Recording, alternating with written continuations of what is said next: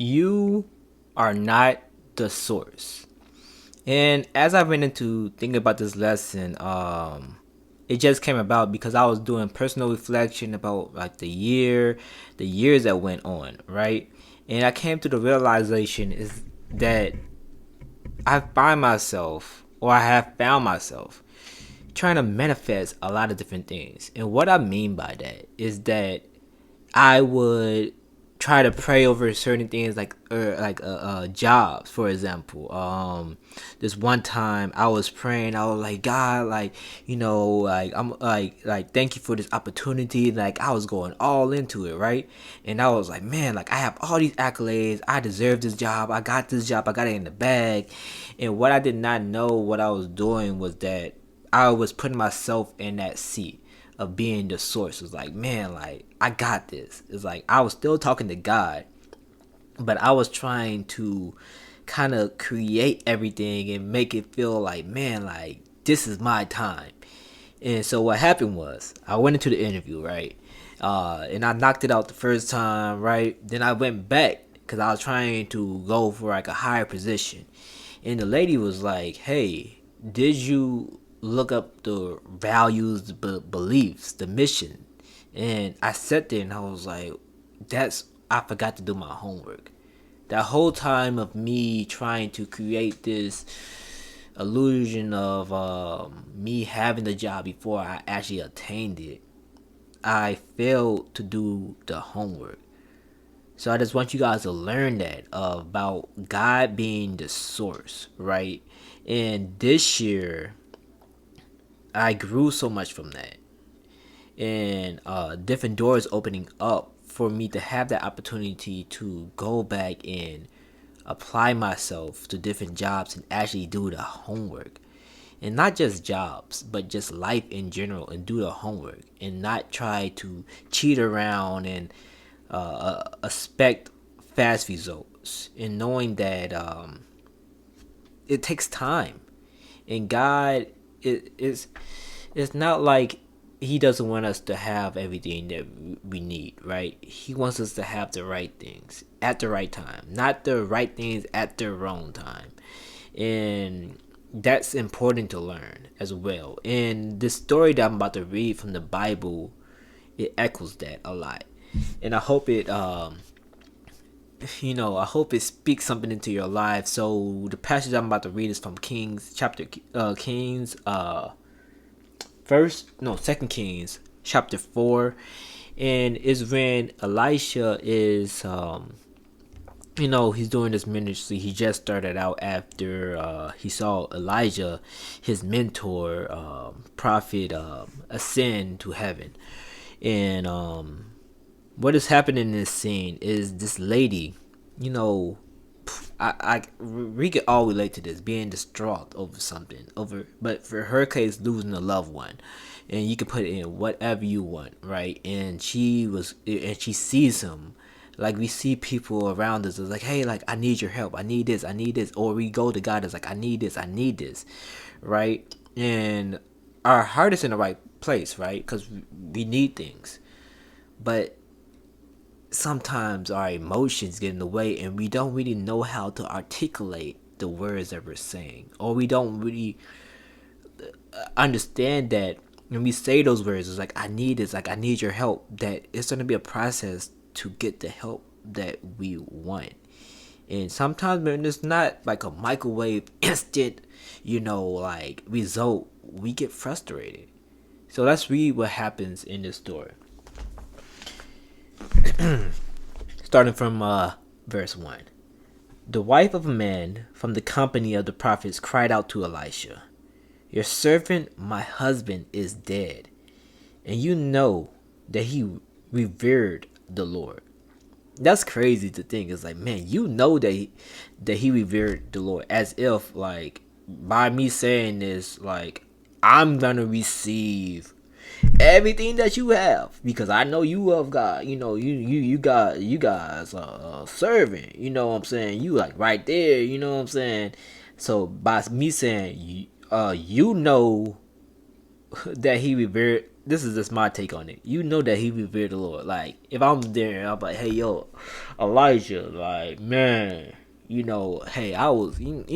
man, you know me from around the corner, you know, hey, hey, bro, like man, my brother over there, hey, he revered the Lord, you know what I'm saying, like so let me just lay this on you. Let me just lay these issues on you, and I need your help on this. All right, so this hold on. But his creditor is coming to take my two boys as his slaves. Like what? Isn't that crazy? Man, I thought so too. And let's see what happens. So Elisha replied to her, "How can I help you? Tell me what. Tell me what do you have in your house?" Okay. Your servant has nothing there at all. I'm like, bro, like I already told you, my husband died. Like, you know what I'm saying? My boy died. That's what she's saying. Like, he did, bro. She said, except a small jar of olive oil. A small jar. Elijah said, go around and ask all your neighbors for empty jars. If I was her, I wouldn't. I don't know. Like I don't know where my faith would be, cause I would be confused. It's like I guess I'll do it because it's like, hey, the prophet told me to do this. Like, so I'm just gonna go around. I'm like, hey guys, he told me to do this. Like, I don't want to, but like, you gotta be obedient. But it's still like, even in that obedience, we can still be stubborn. Cause I know at times I'm being obedient to God. It's like, all right, I'll do this because you want me to, or like you clean your room or you do different things at home because you're told to. But it's like, do you really want to? And because we want to see those results, right? And it goes on to say, don't ask for just a few. Then go inside and shut the door behind you and your sons. Pour oil into all the jars, and as each is filled, put it to one side. So she left them and shut the door behind her and her sons. They brought the jars to her, and she kept pouring. When all the jars were full, she said to her son, bring me another one. But he replied, there is not a jar left. Then the oil stopped flowing. She went and told the man of God, and he said, go sell the oil and pay your debt. You and your sons can live on what is left.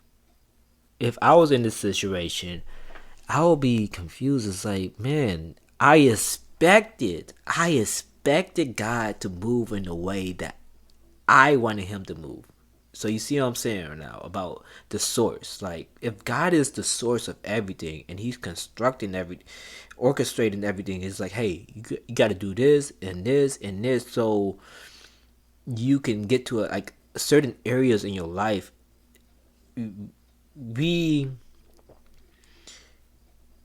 It's crazy because faith is crazy. And he's doing all this. It's like, hey, go do this, go do this. It's levels to it, right? It's level to success. It doesn't come easy. It doesn't come fast.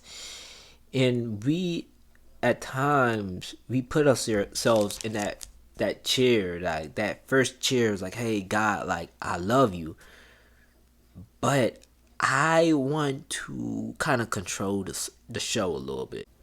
The end result that the lady and her son received was probably not something that they pictured. Was probably not the response to her seeking out Elisha, to her seeking out God. Like, it's probably not the response that she necessarily cried out for, but it was the response of God. And with that, now she and her son can live off of what just happened. And if you look at it, it wasn't something complex. Like, Elijah didn't just make like oil rain down from the sky. No. He told her, go to your neighbors. You know? And this goes into mental health as well, and where we need a community around us when we're going through hardships, loss of loved ones, loss of jobs, just anything like relationships, being in, being out of relationships. And with this, she and during that time, it's a season for everything. Like Ecclesiastes, chapter 3 says, it's a season for everything. And she was mourning, yes, but in that mourning, she was seeking, right? So even though we at times do not get the picture right, we can always seek out God. We can always go after Him, and that's something that I'm very thankful for, very proud of for myself. With how, despite what's going on, I'm always trying to go after God, because if it's not Him, like I wouldn't be here in the positions I am now if it wasn't for Him. And even though it wasn't like she pictured, like I said, it was simple.